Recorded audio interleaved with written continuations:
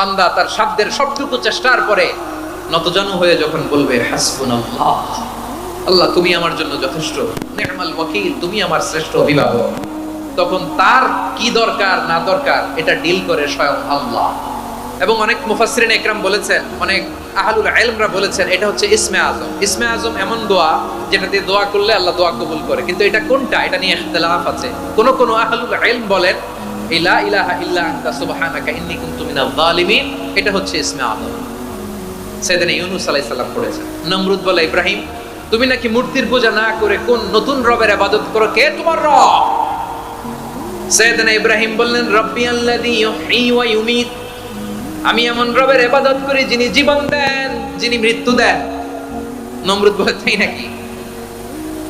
তোমার রব জীবন দেয় মৃত্যু দেয়, আর এটা তো আমি দেই, আমিও তো জীবন দেই আমিও তো মৃত্যু দেই। সাইয়েদনা ইব্রাহিম বললেন কেমন করে তুমি জীবন দাও মৃত্যু দাও একটু দেখাও তো। নমরুদ জেলখানা থেকে দুজন কয়েদিকে ডেকে আনলো, কয়েদি এনে অর্ডার করলো একটাকে এখনই শিরোচ্ছেদ, হেড অফ, ডেথ পেনাল্টি, মৃত্যুদণ্ড দেয়া হলো, ফিনকি দিয়ে রক্ত বের হলো। নমরুদ বলে দেখো দুজনকে ধরে আনলাম, একজন কয়েদিকে দিলাম ডেথ পেনাল্টি, মৃত্যুদণ্ড, ওরে মৃত্যু দিলাম, আরেকজন যে দাঁড়িয়ে আছে চাইলে ওরেও আমি মৃত্যুদণ্ড দিতে পারি, কিন্তু না, ওরে আমি দিব না, ওরে আমি বাঁচাইয়া দিলাম, ছেড়ে দিলাম, মানে জীবন দিলাম। দেখো ইব্রাহিম তোমার চোখের সামনে একজনকে মৃত্যু দিলাম আর একজনকে জীবন দিলাম। আপাত দৃষ্টিতে তাই তো, একজনের তো জীবন দিল আরেকজনের মৃত্যু দিল। সাইয়েদনা ইব্রাহিম এবার বিপাকে পড়ে গেলেন, কিন্তু এক একজন নবীকে আল্লাহ এমন উইজডম বিচক্ষণতা দিয়ে এই জমিনে পাঠিয়েছেন, মুহূর্তের মধ্যে আল্লাহর খলিল ইব্রাহিম বললেন ফাইন্নাল্লাহা ইয়াতি বিশ-শামসি মিনাল মাশরিকি ফাতি বিহা মিনাল মাগরিব ফাবুহিতাল্লাযী কাফার। আল্লাহর খলিল ইব্রাহিম বললেন নমরুদ বুঝলাম তুমি জীবন দাও মৃত্যু দাও দেখলাম, কিন্তু আমার রব আমার আল্লাহ প্রতিদিন সকালবেলা উষা লগ্নে ওই পূর্ব দিগন্ত থেকে সূর্যটাকে উদিত করেন, সাঁঝের বেলা বিকেল বেলা কুথুরি লগ্নে সন্ধ্যা বেলা ওই দ্বিপ্রহরের জল জলে সূর্যটাকে পশ্চিম দিগন্তে ডুবিয়ে দেন। মানে সকালবেলা পূর্ব দিক থেকে উদিত করা সূর্যটাকে পশ্চিম দিকে বিকেলে তিনি ডুবিয়ে দেন। তুমি যদি পারো ওই সূর্যটাকে পশ্চিম দিক থেকে উদিত করে পূর্ব দিকে ডুবিয়ে দাও। সুবহানাল্লাহ পড়বেন না? দেখেন ইনস্ট্যান্ট ইন্টেলেক্ট, মুহূর্তে বিচক্ষণতা, উইজডম কাকে বলে? নমরুদ পারবে? নমরুদের বাপ পারবে? ওর দাদা, ওর 14 গোষ্ঠী, গোটা বিশ্বের সব ক্ষমতাধর রাষ্ট্রনায়করা একসাথে হলে পারবে? বা বহিতাল্লাযী কাফার পারে নাই, ব্যর্থ হয়েছে, এবার তেলে বেগুনে জ্বলে উঠেছে, রেগে মেগে আগুন বলে ফালকুহু ফিল জাহিম। ওর সাথে তর্ক নাই, না পেরে এবার এটা আগুনে ফেলা। বিশাল বিশাল গাছ কেটে লাকড়ি এনে আগুনের কুণ্ডলি বানানো হলো, দাও দাও দাও দাও করে আগুন জ্বলে। আল্লাহর খলিল ইব্রাহিমকে আগুনে নিক্ষেপ করা হবে। আল্লাহর খলিল সাইয়েদনা ইব্রাহিমের হাতের মধ্যে রশি দিয়ে টাইট করে বাঁধা হলো, পায়ের মধ্যেও টাইট করে রশি দিয়ে বাঁধা হলো। আল্লাহর খলিল ইব্রাহিমকে আগুনের কুণ্ডলির মধ্যে ফেলা হবে। অমিয়া আপনি যে বিপদের কারণে ভয় পান, হতাশ হন, এটা কোনো বিপদ ওনার বিপদের সামনে? পটুয়াখালী আওয়াজ করে বলুন সাইয়েদনা খলিল ইব্রাহিমের বিপদের সামনে আমাদের বিপদগুলো কোনো বিপদ? এটা কোনো বিপদই না, এটা কোনো বিপদই না। হাত পা বেঁধে টাইট করে নিক্ষেপ করা হবে, সিম্পলি ফেলা যাবে না, কারণ দাও দাও করে দ্য ব্লেজিং ফায়ার, এমন আগুনের কুণ্ডলি কাছে যাওয়া যায় না, আগুনের উত্তাপে নিক্ষেপ করা হবে। হাতের রশি বেঁধে পায়ের রশি বেঁধে আল্লাহর খলিল ইব্রাহিম আলাইহিস সালামকে আগুনের মধ্যে নিক্ষেপ করা হবে। আহা, এটার বলে অগ্নি পরীক্ষা।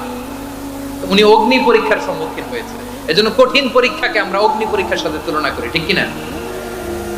সাইয়েদনা জিবরাইল এসে বললেন ও আল্লাহর খলিল, ওরা তো আপনার হাতও বেঁধে ফেললো, পাও বেঁধে ফেললো, নড়াচড়ার সুযোগ নাই, বলেন আমি জিবরিল ফেরেশতা আপনার জন্য কি করতে পারি?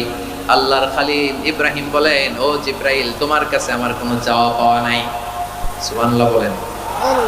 তোমার কাছে বলার কিছু নাই, তোমার সাহায্যের আমার দরকার নাই। সাইয়েদনা ইব্রাহিম আলাইহিস সালামকে হাতে পায়ে রশি বেঁধে হাত পা বাঁধা অবস্থায় জ্বলন্ত অগ্নিকুণ্ডে যখন নমরুদের দলবল নিক্ষেপ করবে, আল্লাহর খলিল কিভাবে নিজেকে আল্লাহর কাছে সঁপে দিয়েছেন পটুয়াখালীর ভাইরা খেয়াল করে শুনুন। হাত পা বেঁধে আল্লাহর খলিলকে যখন নিক্ষেপ করা হবে, তিনি মুখ ফুটে বলে ফেললেন, হাসবুনাল্লাহু ওয়া নি'মাল ওয়াকিল। হাসবুনাল্লাহু ওয়া নি'মাল ওয়াকিল, আমার জন্য আল্লাহই যথেষ্ট, আমার জন্য আল্লাহই যথেষ্ট। তিনি আমার সবচেয়ে বড় গার্ডিয়ান, তিনি আমার সবচেয়ে বড় অভিভাবক। জিব্রাইলের সাহায্যে রফারকে ফিরিয়ে দিলেন। দুনিয়ার বুকে কারো কাছে কিছু বলেন নাই, মুখ ফুটে বলেছেন হাসবুনাল্লাহ। ও আমার পটুয়াখালীর প্রাণের ভাইয়েরা খেয়াল রাখবেন, কোন বান্দা তার হাতে থাকা সব চেষ্টাটুকুন করার পরে মুখ ফসকে মুখ দিয়ে যখন বলে ফেলে হাসবুনাল্লাহ, বান্দা যখন হাসবুনাল্লাহ বলে ফেলে, ওই ব্যাপারটা ডিল করার দায়িত্ব স্বয়ং আল্লাহ আরশের উপর থেকে নিয়ে নেয়। আপনি যখন বলে ফেলবেন হাসবুনাল্লাহ, এটা ডিলিং করবে কে তখন? চিল্লায় বলেন না, তিনি কে?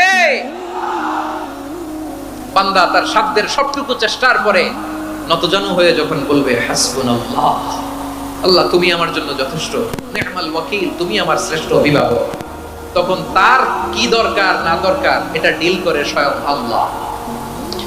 নিক্ষেপ করা হলো সাইয়েদনা ইব্রাহিমকে অগ্নিকুণ্ডলিতে। হাজার হাজার মানুষের দৃশ্য দেখার জন্য জড়ো হয়েছে এরকম বিশাল ময়দানে। কিন্তু কি অবাক করা ঘটনা, সবাই ভয় পাচ্ছিল, না জানে কি হয়ে যায়। আল্লাহর খলিলকে যখন আগুনের কুণ্ডলিতে নিক্ষেপ করা হয়, আল্লাহর খলিল ইব্রাহিম আগুনের কুণ্ডলীর মধ্যে বসে বসে মানুষগুলোর দিকে তাকিয়ে হাসতে শুরু করে দেয়।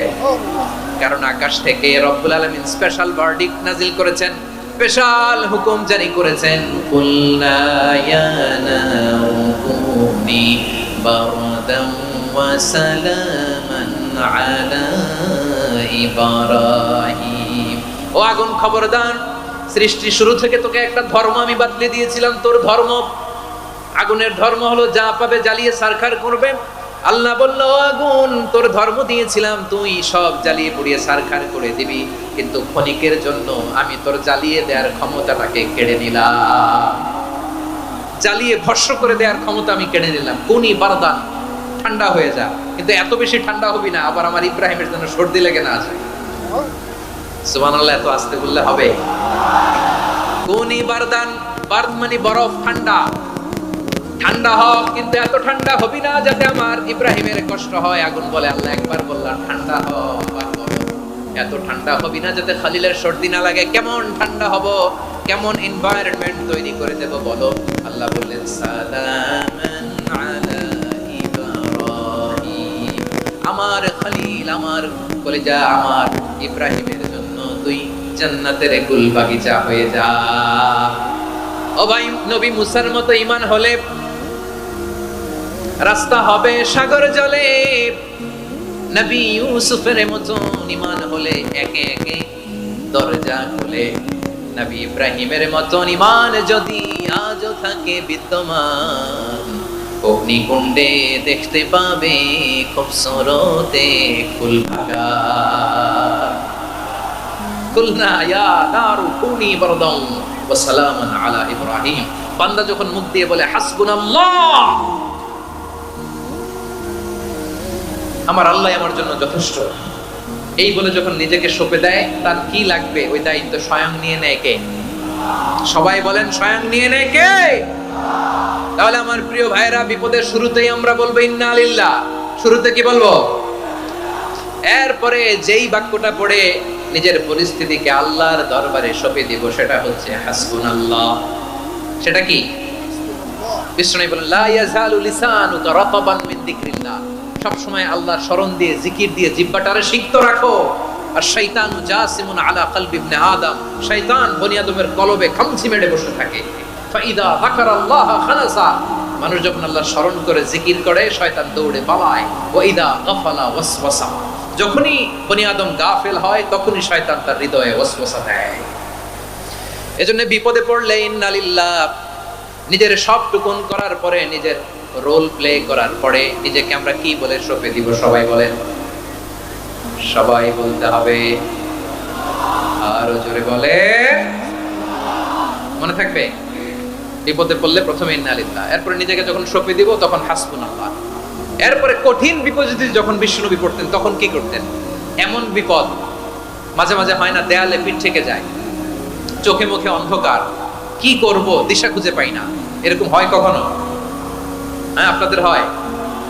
হয় না? তো জান্নাতে আছেন আপনারা। হয় হয় এরকম হয়েছে না যে দেয়ালে পিঠ থেকে গেছে, চোখে মুখে অন্ধকার, ওই যাব, কি করব, বাঁচানোর কেউ না, এরকম হয়েছে কখনো আপনাদের?